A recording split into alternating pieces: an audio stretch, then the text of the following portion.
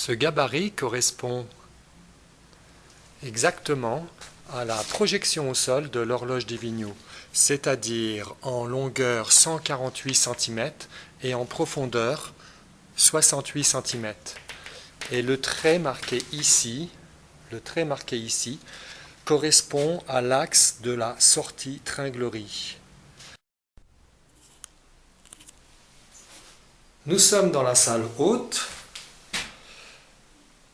Nous faisons attention au sol parce qu'on retrouve pas mal de trous où on peut facilement passer une jambe. Donc en face, on trouve ici la sortie tringlerie de l'horloge H2. Alors on a établi une verticale, puis une horizontale. On a marqué donc l'axe de la tringlerie au sol, qui correspond à la sortie de l'horloge H2. Nous allons aligner cet axe marqué au sol avec cet axe tracé précédemment sur la projection de l'horloge H2 au sol.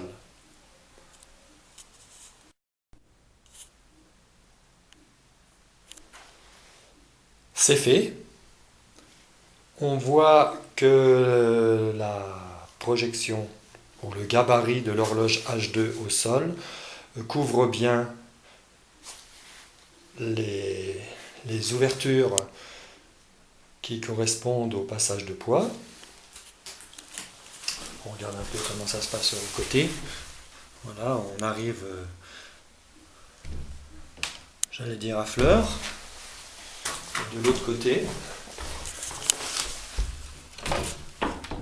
De l'autre côté, on est un peu plus en retrait.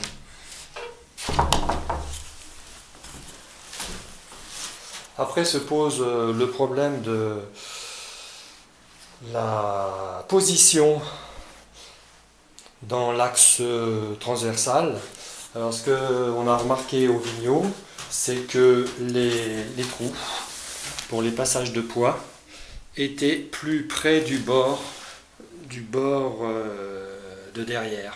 C'est ce que j'ai fait ici, quoi. Voilà. Donc là, on est quelque part dans la position qui va bien.